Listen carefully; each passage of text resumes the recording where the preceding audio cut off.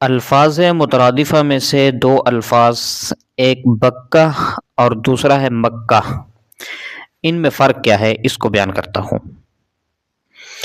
المنطوق لمعرفت الفروق، اس میں ذکر کیا گیا ہے ان بکۃ اسم للمسجد الحرام ومکۃ بالمیم اسم لکل البلد۔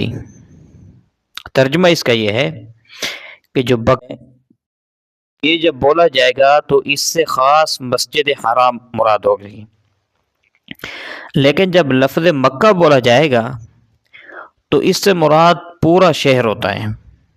تو یہ ان دونوں کے درمیان فرق ہے۔